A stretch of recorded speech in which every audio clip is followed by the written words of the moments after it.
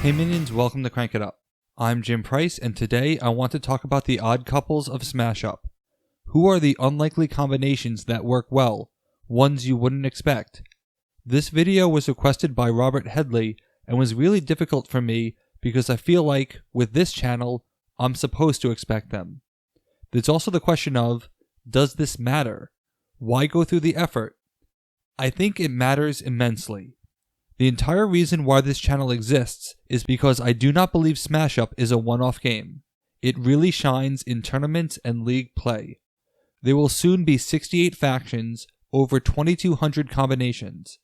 I could easily stick with the same choice and play them repeatedly. But the greatest Smash Up experience I've had is in a league where we each drafted 15 factions and had to create 7 teams among them. In this format, which I highly recommend, finding those unexpected pairings is extremely crucial.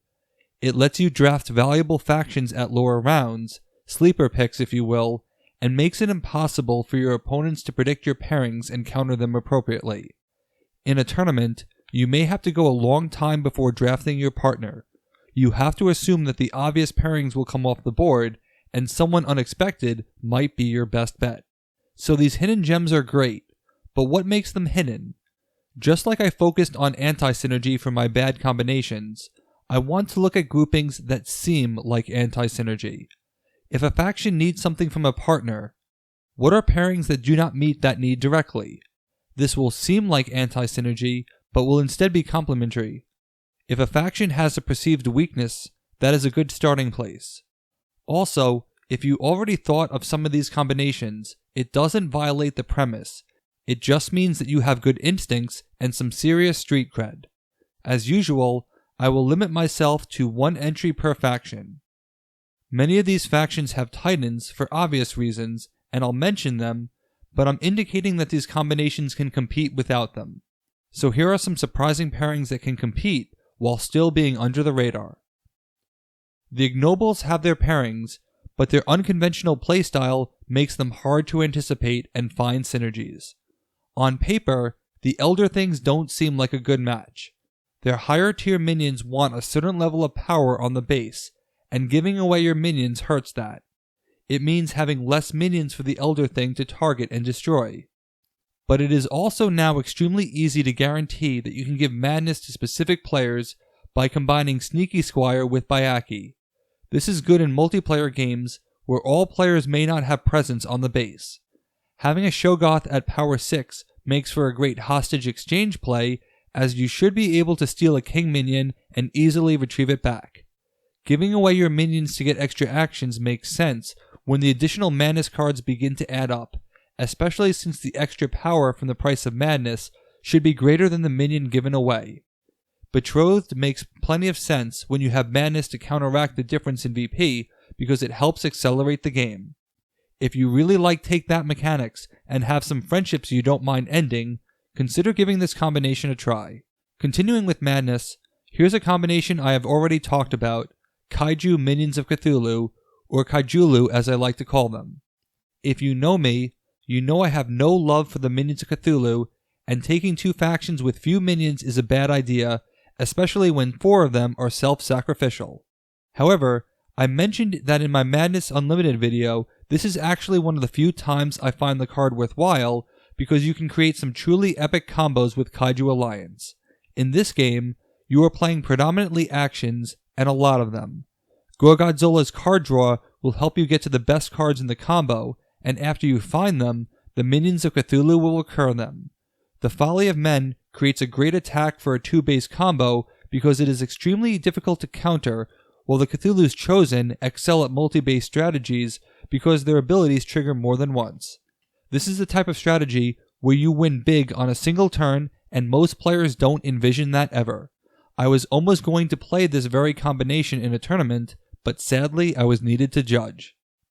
My final madness combination barely uses it at all, Innsmouth Mythic Horses.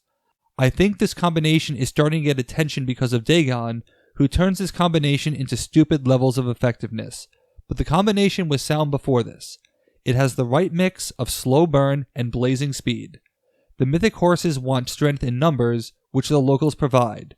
This combination does make it hard to play the deep ones, but you can give up on that card entirely. Super Future Space Armor Power is the perfect type of terminal action for their multi-base attack, and spreading the word is great for pinkies. Sacred Circle pretty much guarantees that Rainbow will fire every turn.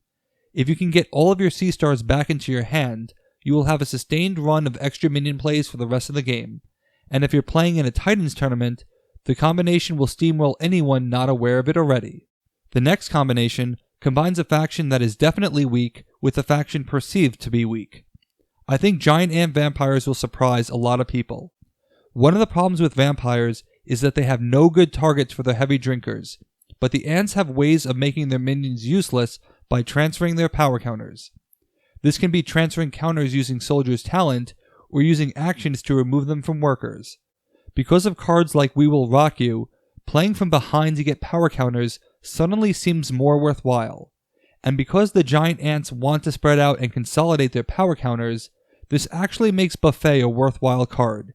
You can use all of these counters to transfer to a single minion to break a base, then play Buffet to replenish some of those counters. Because Buffet actually does affect the minions on the scoring base, you now have one more power counter to transfer with We Are the Champions. This combination has a lot of crazy combinations that get even better when you factor in either of their titans.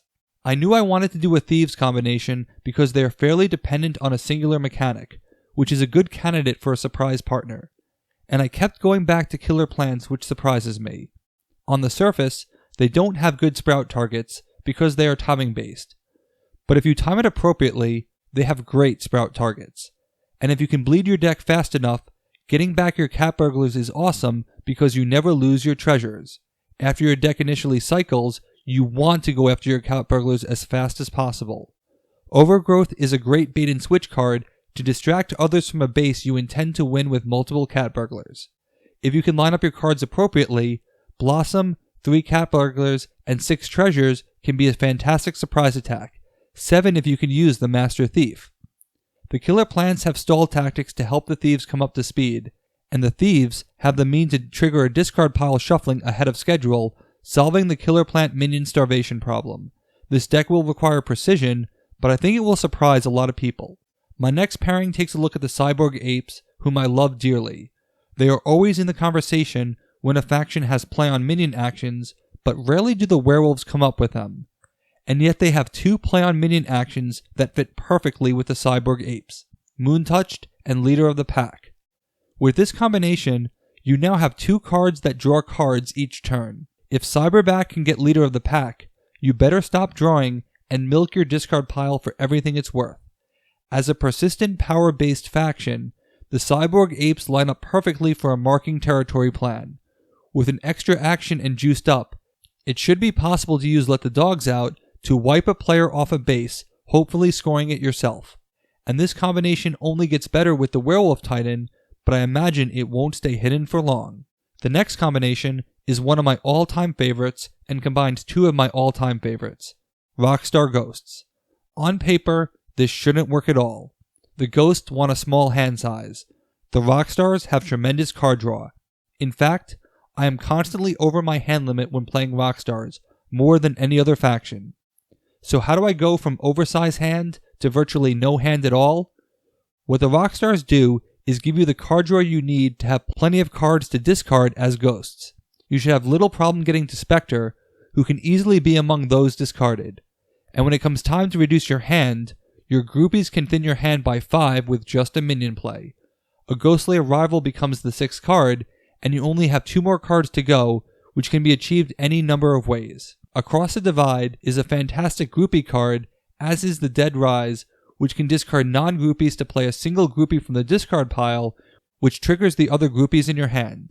I've gone from 0 to 20 with groupies and Door to the Beyond, and if you could seed a hot venue in a previous turn, increase that to 25, good enough to break almost any base by yourself. With the classic rockers on other bases regenerating your hand, you will be consistently able to do what this combo needs to do. My final pairing took me by complete surprise, and I honestly found it by accident a few months ago. I'll actually talk about the full story in an upcoming video. The Disco Dancers gain power by being able to copy actions, and we tend to think of enhancing the positive. But the Dancing King can also redirect the negative, and the Itty Critters have a surprising amount of ways to damage opponents indirectly. The Itty Critters are not really an antagonistic deck at all, particularly their actions, and the Roller Gulls are not good Critter Champion targets. But take another look at their actions and the Dancing King's wording. When a standard action affects one or more minions here, you may choose another minion here to be affected the same way. The copied minion doesn't have to meet the original prerequisites, and that turns out to be an extreme game changer with this faction. Critter Cube lets you grab a minion of power 3, but the copied minion can be anyone, and affecting it the same way means shuffling it into your deck. Imagine how quickly this can turn a base around, grabbing a 3 and a king minion on a single turn. Coach Combat becomes a double destruction. You can evolve one of your minions into a diva, then destroy one of theirs instead. The minions get the same effect, but the player doesn't get to copy evolution's bonus. Then, for the really elegant part, I select you and Recall Critter actually affect your chosen minion by placing it on the bottom of your deck, so you can copy that as well, placing opposing minions on the bottom of the deck. Unlike Destruction, placing is very hard to counter. That's 6 standard actions that can hurt opponents in unconventional ways, which might make the Itty Critters indirectly the most kill-friendly deck in the game. And with Disco Lou's Recursion, you can play Critter Cube more and more. With the mobility of Dancing King, he becomes a mobile time bomb that can snatch many minions from opponents. This combination puts a lot of weight on Dancing King, but the upside is far too great to ignore. Please hate draft this combination. I love finding hidden gems in Smash Up, and by making videos like this, they may not stay hidden for long. But it speaks to the game's strengths that you shouldn't just pick zombie robots and play the same combination over and over again. In more complex formats, you have to be able to find value in the lower tiers, and some combinations will really surprise you. What's your favorite surprise combination? Let me know in the comments. Thanks for watching, be sure to like and subscribe, let's shut it down.